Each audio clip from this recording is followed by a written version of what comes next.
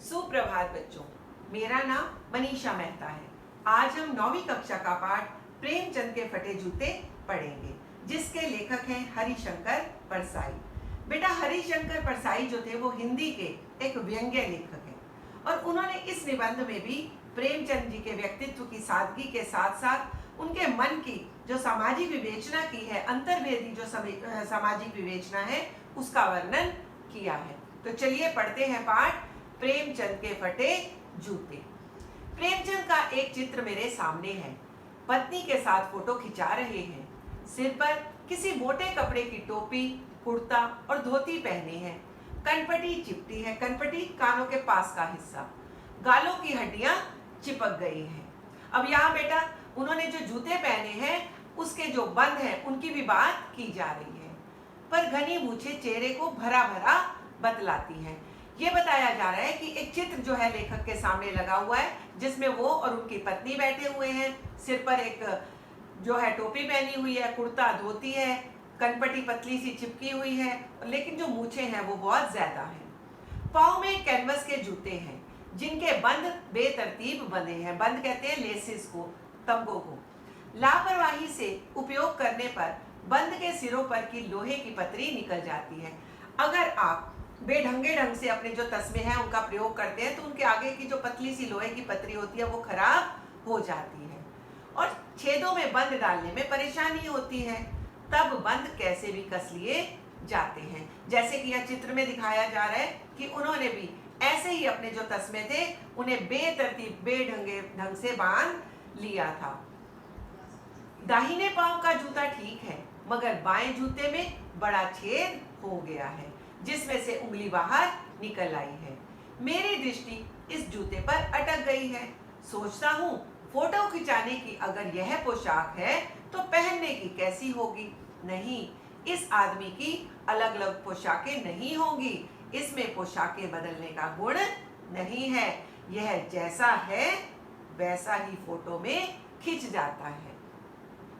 यहाँ जो लेखक है बेटा वो प्रेमचंद जी के लिए कह रहे हैं कि वो इतने सादा दिल इंसान हैं कि जैसे कपड़े पहने हुए हैं वैसे ही उन्होंने फोटो खिंचवा ली, और ना ही उनके पास ज्यादा कपड़े हैं और ना ही उन्हें ज्यादा कपड़े बदलने का शौक है।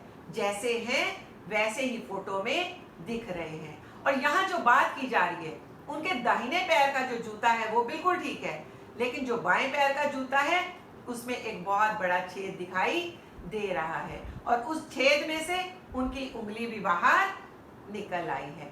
ये जो कहानी है ये उसी फटे हुए जूते पर आधारित है और लेखक यहाँ बहुत परेशान है कि कोई व्यक्ति फोटो के अंदर ऐसे जूते कैसे पहन सकता है। लेकिन साथ ही साथ उसके मन में ये भी ख्याल आ रहा है कि जो प्रेमचंद है शायद वो बहुत ही सादा दिल इंसान रहे होंगे, वो दिखावे से बहुत दूर रहे होंगे, इसीलिए उन्होंने इस तरह का जूता पहनकर भी फोटो खिंचवा ली।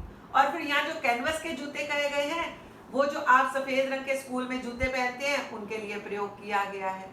उनकी घनी मूंछों की बात की जा रही है और ये बताया जा रहा है कि गालों की हड्डियां तो उभर आई हैं, लेकिन जो मूंछें हैं वो बहुत घनी हैं और घनी मूंछें होने से उनका चेहरा भी भरा भरा दिखाई दे रहा है।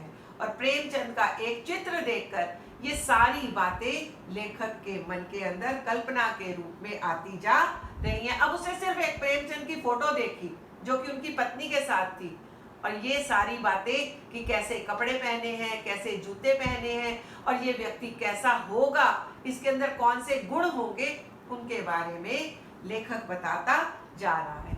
और खास तौर पे देखिए कि जो लेखक की नजर है वो फटे हुए जूते पर आ जाती है। मैं चेहरे की तरफ देखता हूँ।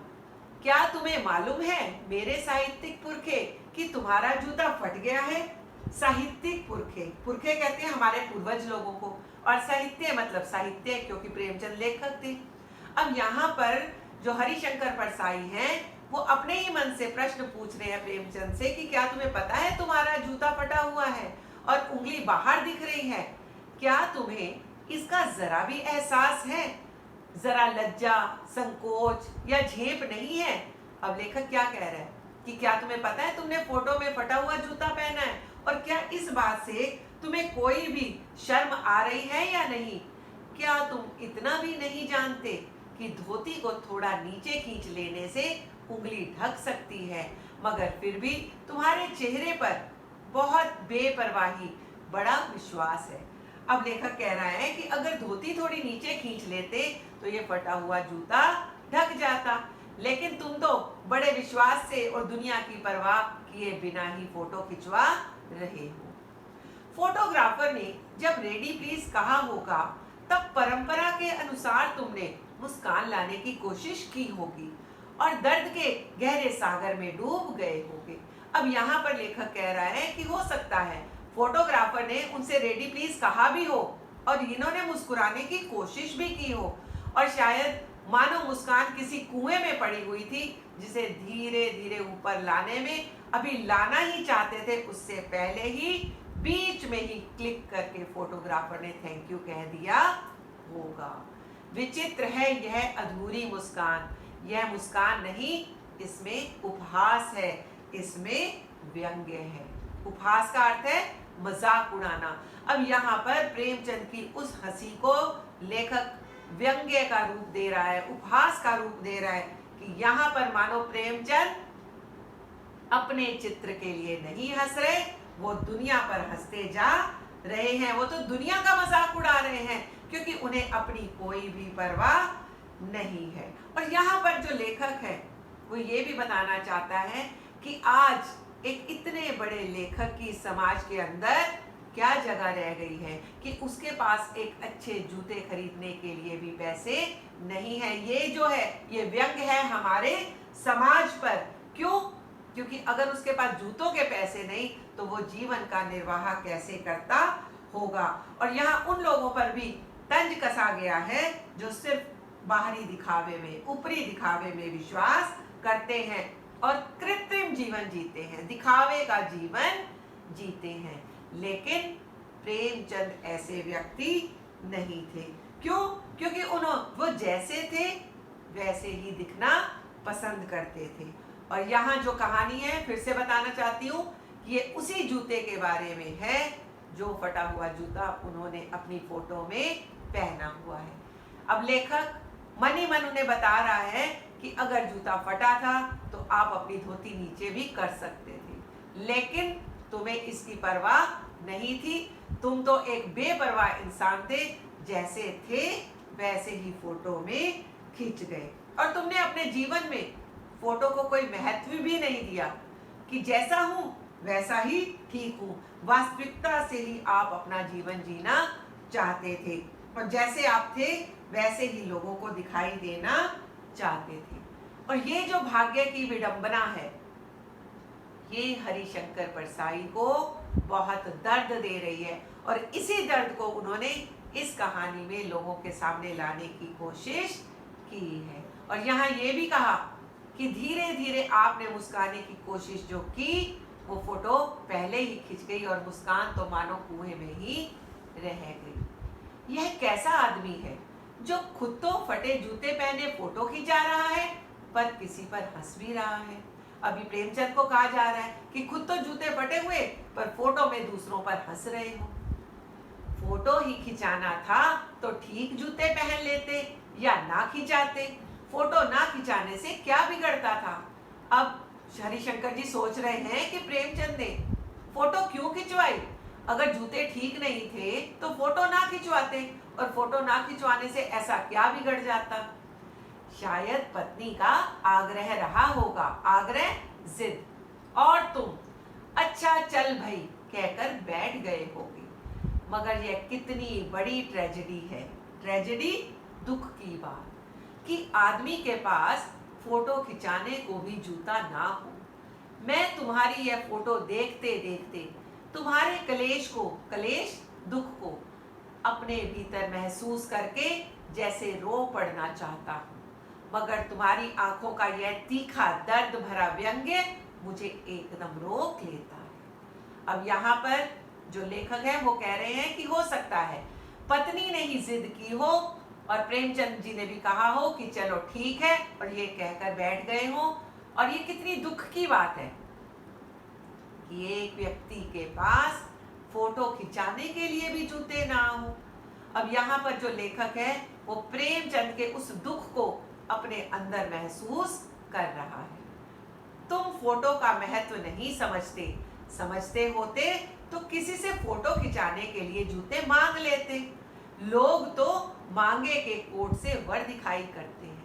अब यहाँ थोड़ा सा मजाक का पुट दिया है लेखक ने कि लोग क्या करते हैं, वो तो कोट भी मांगकर, अगर लड़का दिखाना है तो किसी और का कोट मांगकर उस लड़के को पहनाकर दिखा देते हैं, और मांगे की मोटर से बारात निकालते हैं कि लोगों से गाड़ियां मांग मांग कर शादी में बारात में लोगों को ले जाते हैं। फोटो खिंचाने के लिए तो बीवी तक मांग ली जाती है कि अगर अपनी बीवी सुंदर नहीं तो किसी की सुंदर बीवी मांगकर भी लोग फोटो खिंचवा लेते हैं, और तुमसे जूते ही मांगते नहीं बने। तुम फोटो का महत्व नहीं जानते। लोग तो इत्र चुपड़ कर फोटो खिंचाते हैं। इत्र कहते हैं खुशबूदार परफ्यूम को, जिससे फोटो से खुशबू आ जाए। अब गंदे से गंदे आदमी की फोटो भी खुशबू देती है। अब यहाँ पर फोटो का महत्व लेखक समझा रहे हैं, और एक फिर व्यंग्य करते हुए, हंसते हुए बता रहे हैं कि लोग तो क्या करते हैं, खुशबू लगाकर फोटो खिंचवाते हैं। वो सोचते हैं कि जब फोटो बनकर आएगी तो मानो उससे भी खुशबू आ जाएगी। और तुम प्रेमचंद, तुम फोटो का महत्व नहीं जानते। लोग तो लड़का दिखाने के लिए भी किसी से कोट मांगकर पहना देते हैं, मांगकर मोटर में बारात ले जाते हैं, और यहाँ तक कि लोग तो बीवी भी मांग लेते हैं। और तुमने तो सिर्फ जूते ही मांगने थे, तुमसे क्या वो जूते मांगते नहीं बने? क्या तुम्हें ये नहीं पता, एक बार जो फोटो खिंच जाती है वो वैसे ही बन जाती है जैसे कपड़े तुमने पहने हुए हो। अब यहाँ पर फोटो का महत्व जो है मन ही मन, क्योंकि प्रेमचंद तो एक फोटो में है। अब यहाँ लेखक अपने मन से जो बात उनसे करना चाहता है उसी को उन्होंने इस कहानी का रूप दे दिया है। लेकिन यहाँ पर वो प्रेमचंद के उस दुख को भी अपने अंदर महसूस कर रहा है, कि जहाँ वो ये महसूस कर पा रहा है कि इतना बड़ा लेखक, और जिसके पास पहनने के लिए अच्छे कपड़े भी नहीं हैं, और जो अपनी बीवी के ही आग्रह को मानकर जिस तरह से है वैसे ही फोटो खिंचवा रहा है। लेकिन ये बहुत दुख की बात है। क्यों? क्योंकि अगर एक व्यक्ति के पास फोटो खिंचवाने के लिए भी जूता नहीं है, और वो भी एक इतना महान बड़ा लेखक, तो हमें तो इसके लिए बहुत दुख करना चाहिए। क्यों? क्योंकि हमें ऐसा अपने जीवन में कभी भी इसका अनुभव नहीं होना चाहिए। अब यहाँ बार बार इसके द्वारा लेखक प्रेमचंद के साधारण से जीवन की ओर लोगों को आकर्षित करना चाहता है, कि जो प्रेमचंद है वो हर व्यक्ति को एक समान समझते हैं।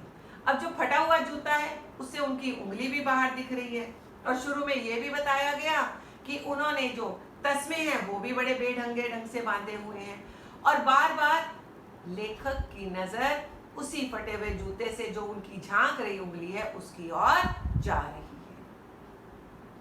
टोपी 8 आने में मिल जाती है, और जूते उस जमाने में भी 5 रुपए से कम में क्या मिलते होंगे। जूता हमेशा टोपी से कीमती रहा है। अब तो जूते की कीमत और बढ़ गई है, और एक जूते पर 2500 टोपियां न्यौछावर होती है। यहाँ लेखक कह रहे हैं कि जो जूता है वो हमेशा टोपी हम सम्मान के लिए इस शब्द का प्रयोग करते हैं, कि जूता जो है वो हमेशा टोपी से ज्यादा कीमती लोग उसको समझते हैं, और एक जूते की जो कीमत है वो 2500 टोपियां उसके बराबर होती हैं। तुम भी जूते और टोपी के अनुपातिक मूल्य के मारे हुए थे। यह विडंबना मुझे इतनी तीव्रता से पहले कभी नहीं चुभी, कि यह जो बात है ये मुझे आज से पहले इतनी कभी भी नहीं चुभी जो आज चुभ रही है। अनुपातिक मूल्य, अनुपात के हिसाब से जो हम मूल्य है उसको कहते हैं। जब मैं तुम्हारा फटा जूता देख रहा हूँ, तुम महान कथाकार कहानी कहने वाले, उपन्यास सम्राट, उपन्यास के राजा लिखते हो, बड़े बड़े उपन्यास तुमने लिखे हैं, युग परिवर्तक, युग को बदलने वाले, जाने क्या क्या कहलाते थे। ये सारे शब्द प्रेमचंद के लिए प्रयोग किए गए हैं, मगर फोटो में भी तुम्हारा जूता फटा हुआ है। कि तुम इतने बड़े कथाकार हो, कहानियां तुमने लिखी, उपन्यास लिखे, युग को बदलने की कोशिश की, जाने लोग तुम्हें क्या क्या कहते हैं, लेकिन फोटो में तुम्हारा जूता फटा हुआ है। मेरा जूता भी कोई अच्छा नहीं है, यो ऊपर से अच्छा दिखता है। अब यहाँ लेखक अपनी बात कर रहा है। वो ये कह रहा है कि मेरा भी जूता कोई बहुत अच्छा नहीं, लेकिन ऊपर से मेरा जूता बिल्कुल अच्छा दिखता है। उंगली बाहर नहीं निकलती, पर अंगूठे के नीचे तला फट गया है। अब लेखक ये बता रहा है कि उसका जो जूता फटा हुआ है ऊपर से ठीक है, लेकिन अंगूठे के नीचे का जो तला है वो फट गया है। अंगूठा जमीन से घिसता है और पैनी मिट्टी पर कभी रगड़कर लहूलुहान भी हो जाता है। अब लेखक भी अपनी वास्तविकता बता रहे हैं कि ऊपर से दिखावे में तो मेरा जो जूता है बिल्कुल ठीक है, अंगूठे के नीचे से जो फटा हुआ है वो जमीन से रगड़ता है और कभी कभी लहूलुहान भी हो जाता है। पूरा तला गिर जाएगा, पूरा पंजा छिल जाएगा, मगर उंगली बाहर नहीं दिखेगी। अब दिखावा कि बाहर से लोगों को मेरी उंगली नहीं दिखाई दे रही, भले ही मेरा जो पूरा पैर का तला है वो छिल जाए, लेकिन दुनिया को ये सब पता नहीं चल रहा। लेकिन तुम्हारे साथ क्या है प्रेमचंद जी? तुम्हारी उंगली दिखती है पर पांव सुरक्षित है। कि तुम्हारी उंगली चाहे बाहर दुनिया को दिख रही है, पर तुम्हारा जो पैर है वो सुरक्षित है। मेरी उंगली ढकी है पर पंजा नीचे से घिस रहा है। तुम पर्दे का महत्व ही नहीं जानते, हम पर्दे पर कुर्बान हो रहे हैं। अब यहाँ लेखक अपने जूते की तुलना प्रेमचंद से कर रहा है कि मेरी तो उंगली जो है वो नीचे से लहूलुहान हो रही है, तुम्हारी तो सिर्फ लोगों को दिख रही है। हम पर्दा करके दुनिया के सामने दिखावा कर रहे हैं, लेकिन तुम इस दिखावे से कोसों